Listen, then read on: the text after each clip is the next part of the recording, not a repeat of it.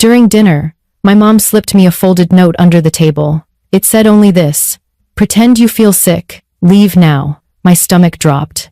I looked at her, hoping it was some kind of mistake, but she gave me the slightest nod. I felt my chest tighten as I pushed my chair back. 5 minutes later, someone at the table collapsed. If this story already has you hooked, don't forget to subscribe for more gripping real-life stories, and let me know in the comments where you're watching from. My name is Emily Lawson. I was 22, home from college for the weekend, when this happened. That night we were having dinner at my Uncle Peter's house. It was meant to be a warm family gathering. My dad, Mark, was telling one of his dry jokes.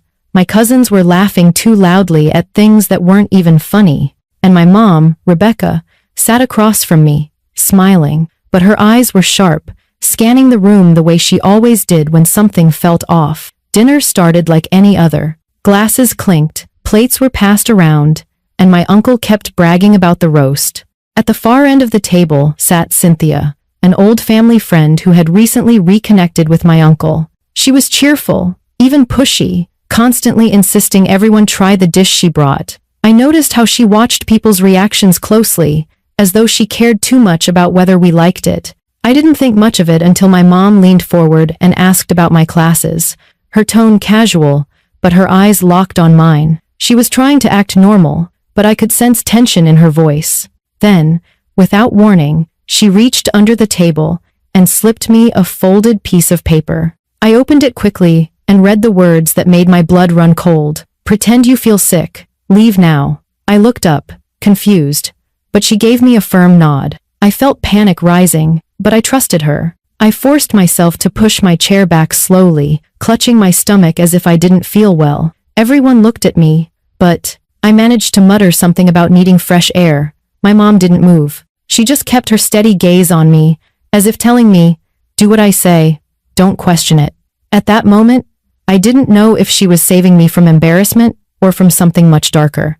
When I stepped out of the dining room, the air in the hallway felt cooler, sharper, as if the walls themselves knew something was wrong. I leaned against the wall, clutching my stomach for show in case anyone was watching, but inside I was trembling. My mom's note echoed in my mind: "Pretend you feel sick. Leave now." She hadn't written anything more. No explanation, no clue, just those words. I ducked into the kitchen, trying to steady my breathing. The hum of the refrigerator and the clatter of dishes in the sink felt strangely loud. My pulse pounded in my ears, drowning everything else out. I wanted to turn back and ask her what she meant, but the look in her eyes stopped me. My mom wasn't someone who panicked easily. If she told me to leave, then something was seriously wrong. From the kitchen doorway, I could hear the muffled sounds of conversation from the dining room, forks against plates, bursts of laughter, the scrape of chairs. Everything seemed normal, but my instincts told me otherwise. I kept thinking about the way Cynthia had insisted everyone try her dish. She had smiled too brightly, pushed the serving bowl too often toward people who hadn't taken any yet. At first I thought she was just eager to show off, but now I wasn't so sure. I pulled out my phone and texted my mom under the table where I sat on a stool in the kitchen. "What's happening? Why did you want me to leave?" My thumb hovered over the screen, waiting for her reply. The seconds dragged on. No answer. My anxiety spiked. I peeked into the hallway again. I could see my father's silhouette through the doorway, hear his voice telling a story about one of his clients. He sounded relaxed, unaware of the tension brewing at the table. My uncle laughed at the right moments, and my cousins joked with each other. No one else seemed to sense anything. Only my mom. Finally my phone buzzed. "Stay out of sight. Trust me." That was all she wrote. My stomach turned cold. She wasn't explaining, just reinforcing her warning. I gripped the phone tightly, my hands damp with sweat. The sound of clinking glasses reached me again. I heard Cynthia's cheerful voice. "Come on everyone, don't be shy. You have to taste it while it's still warm." My skin prickled. Why was she so insistent? I debated running back in and blurting out everything, telling my dad not to eat, warning my cousins, demanding answers from Cynthia. But then I remembered the way my mom's eyes had locked on mine, fierce and unblinking. She had made me leave for a reason. If I went back, I could ruin whatever plan she had to keep me safe. So I waited, pacing the kitchen like a trapped animal. Every sound from the dining room made me flinch. A burst of laughter would ease my nerves for a moment, only to be replaced by another wave of dread when the room went quiet again. Then came the cough. At first it was faint, just a rough clearing of the throat. I froze, my heart slamming against my ribs. A second cough followed, harsher this time. Then the scrape of a chair against the floor. Voices rose, overlapping, confused. Someone asked if everything was all right. Another voice sounded strained, panicked. I rushed to the edge of the doorway, peering around the corner. My cousin Jacob was clutching his chest, his face pale, his fork clattering to the floor. My father jumped to his side, shouting for water. The room erupted into chaos. Chairs toppled, people shouted, someone screamed. I wanted to run in, but my mother caught my eye across the room. She didn't speak. She didn't even move from her seat. She just shook her head slightly, her message clear. Stay back. My legs trembled as I forced myself to obey. Cynthia's voice cut through the noise, high-pitched and desperate. It must be an allergy. He must be allergic to something in the dish. But her face was too tight, her eyes darting too quickly around the room. She looked less like someone shocked, and more like someone trying to cover their tracks. My uncle was already calling 911, his voice shaking, as he tried to explain what was happening. My dad knelt beside Jacob, trying to keep him conscious, and in the middle of the chaos, my mom sat calm and steady, her eyes never leaving Cynthia. Standing in the kitchen doorway, I realized the truth. My mom had seen this coming. She had known there was something wrong with that food. She had pulled me out before I had a chance to take a bite. And now, as my cousin gasped for air, I understood the terrifying weight of the note she had slipped me. It wasn't just a warning. It was a lifeline. The dining room was chaos. My cousin Jacob was slumped against the table, struggling for breath while my father tried to support him, and my uncle shouted into the phone for an ambulance. Plates clattered, glasses spilled, and people scrambled to help. But through it all, my mother sat perfectly still. Her face was calm, her posture rigid, her eyes locked on Cynthia. I stayed frozen in the kitchen doorway, torn between the urge to run to Jacob and the need to obey my mom's warning. My legs trembled with indecision. Every fiber of my being told me to help, to at least be near my family, but something about my mother's steady gaze held me in place. She had seen this coming. She had pulled me out for a reason. If I stepped in now, I might ruin whatever plan she had. My phone buzzed in my hand. It was a message from her. Stay put. Do not eat or drink anything. Trust me. That was all I needed. I realized this wasn't just about pretending to be sick. My mom believed someone at the table had tried to harm us. The collapse wasn't an accident, and she had chosen to protect me before anyone else. The thought sent chills down my spine. I crouched lower in the doorway, trying to stay out of sight while still keeping my eyes on the room. Cynthia was standing now, wringing her hands dramatically, her voice high and panicked. It has to be an allergy. I swear, I don't know what happened. Her words sounded frantic, but her eyes betrayed her. They darted from my mother to the dish she had brought, then back again. She was watching too closely, too calculatingly, for someone who claimed to be innocent. My uncle waved his free hand for silence while he stayed on the phone with the dispatcher. My dad kept shouting Jacob's name, trying to keep him awake. My cousins huddled near the far wall, whispering in fear. And still, my mother's gaze never wavered. She didn't look at Jacob. She didn't look at the chaos. She looked at Cynthia, as though the rest of the scene didn't exist. I began to understand. My mother was playing a dangerous game. If she accused Cynthia outright in the middle of the panic, people might dismiss it as hysteria. But if she stayed calm, if she kept her composure, she could watch Cynthia reveal herself. My mom wasn't just protecting me. She was gathering proof. I pulled out my phone again and typed quickly. Mom, what do you want me to do?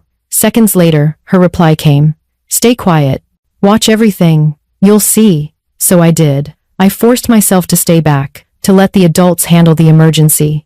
My heart ached for Jacob as he gasped and wheezed, but paramedics were already on their way. What I could do now was trust my mother's instincts, the same instincts that had pulled me from that table. Minutes dragged like hours. Jacob's breathing slowed but stabilized slightly as my father kept him upright. The room had quieted just enough for everyone to hear Cynthia's voice again. She stepped forward, her words spilling too fast. I made that dish 100 times before. It never caused anything like this.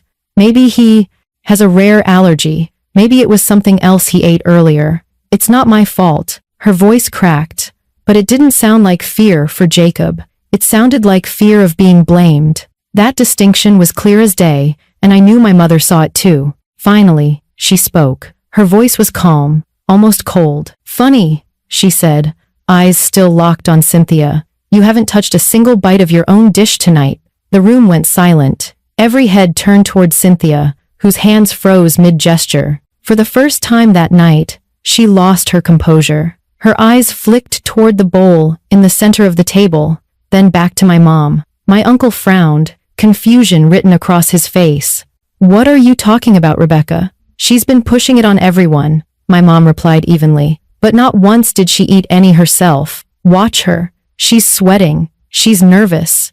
Ask her why." I felt my breath catch. My mother had just shifted the entire room's focus.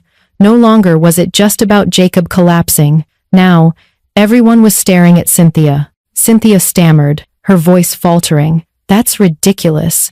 I ate earlier. I wasn't hungry." But her excuse only deepened the suspicion. My uncle's eyes narrowed.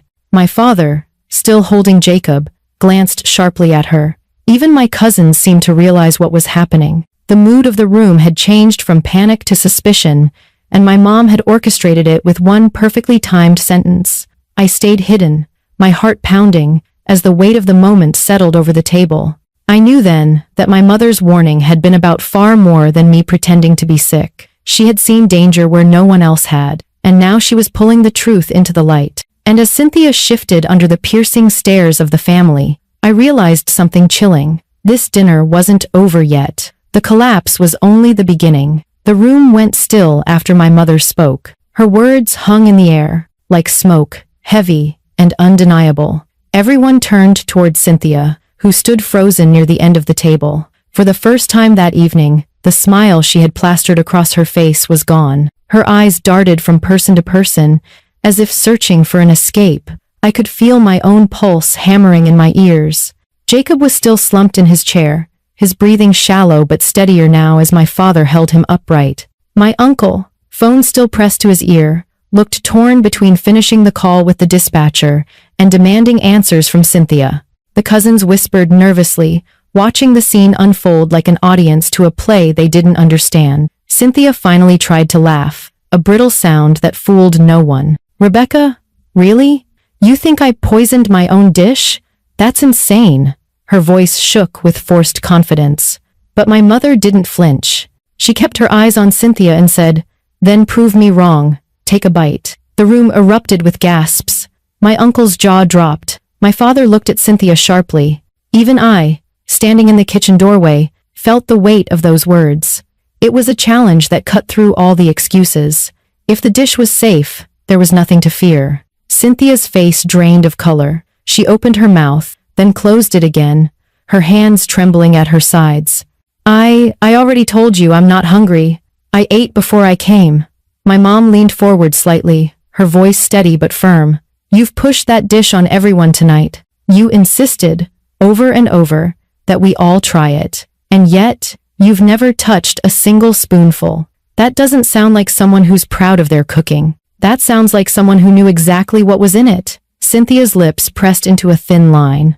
Her eyes flicked toward the bowl in the center of the table, the half-empty dish she had carried in with so much fanfare. For a long moment, no one moved. Then my uncle lowered his phone, his voice shaking, with rage. "Cynthia, what did you do?" The question seemed to break her. Her hands flew up, as if to ward off the accusations. "It wasn't supposed to happen like this," she burst out, her voice rising. The words silenced the room even more effectively than my mother's challenge had. "What do you mean?" my father demanded. His arm tightened protectively around Jacob. Cynthia's eyes brimmed with tears, but there was no softness in her face. It was anger, bitterness, that twisted her features. "Do you think your family is perfect? Do you think you can just treat people however you want, and expect them to keep smiling? Your brother ruined my life years ago. I lost everything because of him. Tonight was supposed to be justice. My uncle recoiled, his voice cracking. Justice? By poisoning my family? By nearly killing my nephew? Her chest heaved, and for the first time, she looked less like the cheerful family friend she pretended to be, and more like a stranger with a dangerous grudge. I only meant to scare you, she said weakly. I didn't expect it to be this bad, but no one believed her anymore. The cousins pressed closer to the wall. My father's face hardened with fury, and my mother, still calm and composed, said the words that sealed everything. You were willing to put every person at this table in danger, just to settle a score. You didn't care who got hurt. The wail of sirens grew louder outside, filling the silence that followed. Moments later, paramedics rushed into the room, moving straight to Jacob. Behind them, 2 police officers entered, summoned by the dispatcher when my uncle had described the situation. Everything happened quickly after that. The paramedics worked on stabilizing Jacob, checking his vitals, preparing to rush him to the hospital. The officers questioned everyone briefly, but it didn't take long for eyes to turn toward Cynthia. She was shaking, her excuses falling apart with every passing second. When the officers asked her directly to explain why she hadn't eaten her own food, she broke down completely. It was just a mistake, she sobbed, her voice high and frantic. I didn't mean to kill anyone. I only wanted them to suffer a little, to feel what I felt. Her confession was enough. The officers moved swiftly, reading her rights as they led her out of the dining room in handcuffs. The sight of her being taken away left the room in stunned silence. I stepped forward from the kitchen, finally able to move, my legs weak beneath me. My mom turned toward me, her expression softening as she reached out. Are you all right? She asked quietly. I nodded, though my throat was tight. You knew, I whispered. You saw it before anyone else. She pulled me into her arms, holding me close as the paramedics wheeled Jacob out. Sometimes you don't need proof to know when something's wrong, she said. You just listen to your gut, and when it comes to protecting you, I will always trust mine. I clung to her, overwhelmed by everything that had just happened. The dinner that was supposed to be a simple family gathering had turned into something darker than I could have imagined. And as the flashing red and blue lights filled the night outside, I realized how close I had come to sitting at that table when the food was passed around. My mother's note had saved me. Her instincts had saved us all. The hours that followed felt like an endless blur. The flashing red and blue lights from the police cars spilled across my uncle's front yard, while neighbors gathered outside, whispering in shock. Inside, the dining room that had once been filled with laughter and clinking glasses was now a crime scene. Paramedics had already rushed Jacob to the hospital, assuring us he was stable but needed close monitoring. My uncle stood pale and trembling in the corner, replaying every word Cynthia had confessed. I sat quietly on the couch, my mom's arm wrapped around my shoulders. My father paced the hallway, his face hard and unreadable. Every so often, he would stop, glance toward the kitchen, where the police collected evidence from Cynthia's dish, then mutter under his breath in disbelief. My cousins huddled together, whispering about how close we all had come to eating the poisoned food. The air was thick with fear, relief, and the heavy truth that none of us would ever forget that night. When the officers finally left with the evidence, the house was eerily quiet. My uncle broke down, tears streaming as he whispered, "She was my friend. I trusted her. I never thought." His voice cracked, and he couldn't finish the sentence.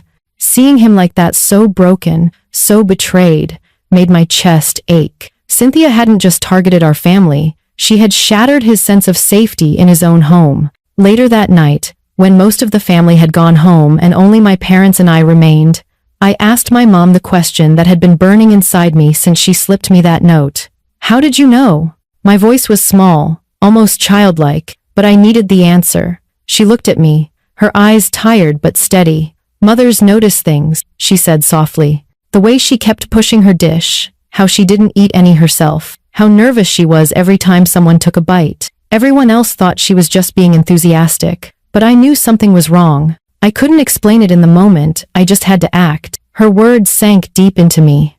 I realized then how much of my life had been shaped by her quiet strength, her ability to see what others couldn't. She had saved me with nothing more than a note and a look. It wasn't dramatic, but it was enough to change everything. The next day, when we visited Jacob in the hospital, he managed a weak smile. "Guess I took one for the team," he joked, though his voice was hoarse. But behind his humor, I could see the fear in his eyes. We all could. He had been the one to suffer the most directly, and it would take time for him to feel safe again. For me, the memory of that night became a turning point. I thought back to how close I had been to taking a bite from Cynthia's dish, how casually I might have laughed off my mom's note if I hadn't seen the urgency in her eyes. I thought about how fragile life really is, how quickly an ordinary dinner can become a nightmare. But more than anything, I thought about trust. Trusting my mother saved me. Trusting her instincts, even when I didn't understand them, kept me alive. It taught me that sometimes we don't need all the answers in the moment. Sometimes survival means listening to the people who love us most, even when their warnings sound strange or inconvenient. I also learned something about appearances. Cynthia had come into our home with a smile, acting like a friend. She laughed, she shared stories, she pretended to belong. But underneath, she carried bitterness and hatred. That night reminded me that evil doesn't always look like a villain. Sometimes it looks like someone you think you can trust. In the weeks after, my uncle struggled with guilt, blaming himself for inviting her. But my mom reminded him gently, "It's not your fault for showing kindness. It's her fault for abusing it." Those words stuck with me.